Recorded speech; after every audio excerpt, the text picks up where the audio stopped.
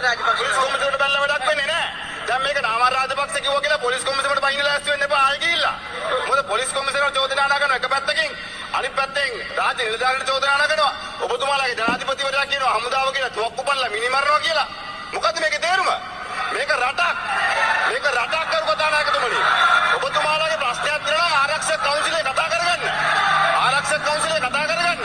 ආරක්ෂක කවුන්සිලේ කියන්නේ දේශපාලන කියලා ලෑස්ති වෙන්න එපා. මිනිමරනවා ගැන අපිට කතා කරන්න දෙන්න එපා. තාජුදීන් ඝාතනය ගැන අපිට කතා කරන්න දෙන්න එපා. කවුද තාජුදීන්ලා ඝාතනය කරේ කියලා මේ රට දන්නවා.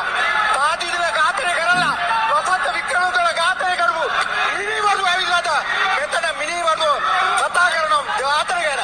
ඝාතනය ගැන කතා කරන්න නාමල් රාජපක්ෂට සදාචාර ප්‍රයිතිය තියෙනවද? තමුන්නාසරගේ ආණ්ඩුව යටතේ වාද්‍යවේදී ඝාතනය වුණා. ක්‍රීඩකව ඝාතනය වුණා. ඇත්තිතරම් ඝාතනය වුණා. අද ඝාතනය ගැන කතා කරලා ඇවිල්ලා මෙතන. පොලිසියට චෝදනා ඉදිරිපත් කරන්න බොරුවට. ඔය බබාවගේ කතා කරන්න ඇත්තෙන්න එපා.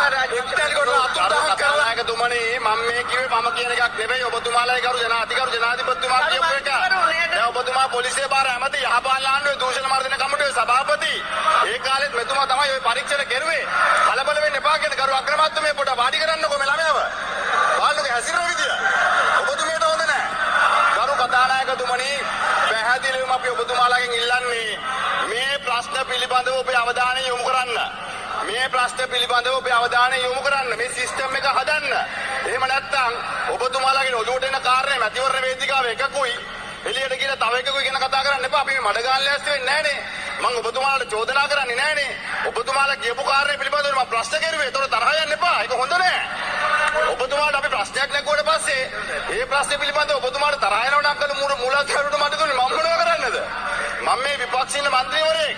අපිට වගකීමක් තියෙනවා රටේ මිනිස්සුගේ ප්‍රශ්න ටික අහන්න. නාමල් മന്ത്രിතුමා ඒ ගැන මගෙන් අහගන්න එපා ලුමුණුවබුල් ඇතුව. ජූලම්පිටිය අමරේ කවුද? ජූලම්පිටිය අමරේ කවුද? තාජුදීන් මරුවේ කවුද? තාජුදීන් මරුවේ කවුද? ඒ කවුද? ඕගොල්ලෝ සංවිධානාත්මක අපරාධකාරය හුරතල් කරලා ඒ අස්සේ දාගෙන හුරතල් කරලා මැදමුල්ලේ තියාගෙන හුරතල් කරලා අරලියගහ මන්දිරේ තියාගෙන හුරතල් කරලා මේ රට මේ තැනට ඇදවැට්ටුවා.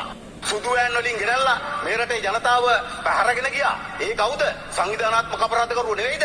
එදානම් අද අනුර දිසානායක සහෝදරයට අපහාස කරන ඇතිතරම් අපහාස කරන එදා ගෝඨාභයට මහින්දට මේ නාමලට එදා අපහාස කරා නම් ඉතුරු වෙන්නේ නැහැ කෑලිත් නැහැ.